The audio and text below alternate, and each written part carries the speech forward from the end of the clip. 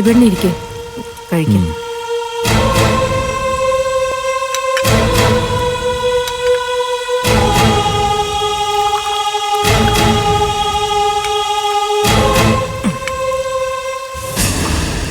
നീ ഒരിക്കൽ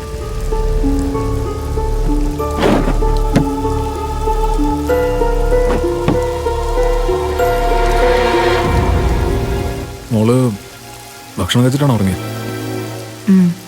കുറെ നേരം അച്ഛൻ വന്നിട്ട് കഴിക്കാന്ന് പറഞ്ഞ് വാശി പിടിച്ചു. പിന്നെ ഞാൻ വഴക്ക് പറഞ്ഞ് കഴിപ്പിച്ചു. നീ എന്തിനാണ് വെറുതെ കുഞ്ഞിനെ വഴക്ക് പറയുന്നത്? എന്റെ ദേഷ്യവും സങ്കടവും ഒക്കെ കാണിക്കാൻ എനിക്ക് അവളല്ലേ ഉള്ളൂ രഘുവേട്ട. അമ്മ വിളിച്ചിരുന്നോ? അച്ഛൻ വിളിച്ചിരുന്നു, രഘുവേട്ടനെ തിരക്കി. അല്ല, എന്താ കഴിക്കാത്തെ? ഇഷ്ടമായില്ലേ? അല്ല,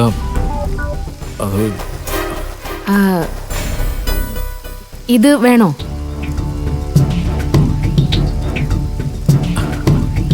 അല്ല, ഒന്നുകൂടെ കിട്ടിയ കൊള്ളാം. ശരി, ഞാൻ ഒഴിച്ചു തരാം. പക്ഷെ ഈ ഭക്ഷണം മുഴുവൻ കഴിക്കണം, അല്ലെങ്കിൽ ആരോഗ്യം കേടാവും.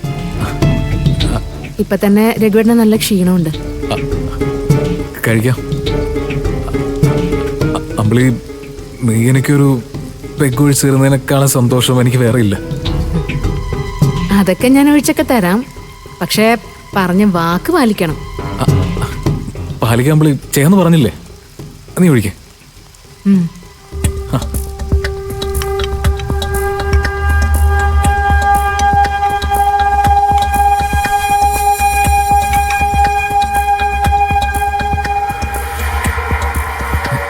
അല്ല അമ്പിളി, രണ്ടെണ്ണത്തിൽ ഒഴിക്കണ്ട, ഒരെണ്ണത്തിൽ മതി. ഒന്നേ എനിക്കാ രഘുവേട്ടാ.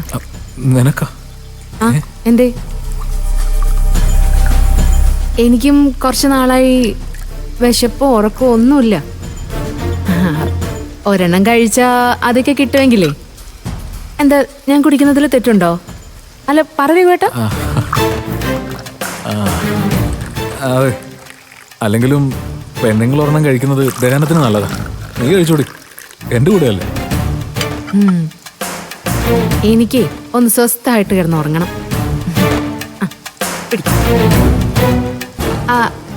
അല്ല രഘുവേട്ടാ, ഈ കുടിക്കുന്നതിന് മുമ്പ് എന്തോ ഒന്ന് പറയുമല്ലോ. എന്തത്? ചിയേഴ്സോ?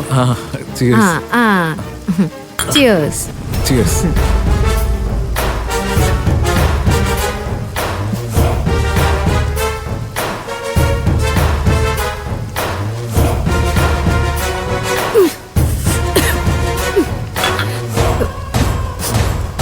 കഴിക്കേ.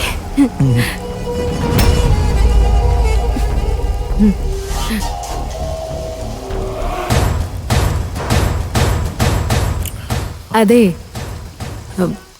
രഘുവേട്ടൻ പറഞ്ഞത് ശരിയാട്ടോ.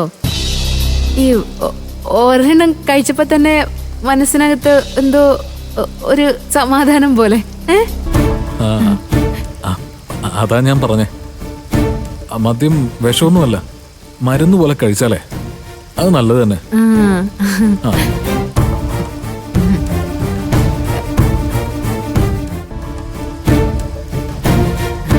ഓ, എന്തൊരു മഴയല്ലേ രഘുവേട്ടാ, നല്ല മഴ. രഘുവേട്ടാ, നമുക്ക് ഇവിടെ ഇരുന്നാലോ? ഇവിടെ ഇരുന്ന് രണ്ടെണ്ണം അടിക്കാൻ നല്ല സുഖമായിരിക്കും. വാ രഘുവേട്ടൻ, വാ, എണീക്ക്, വാ.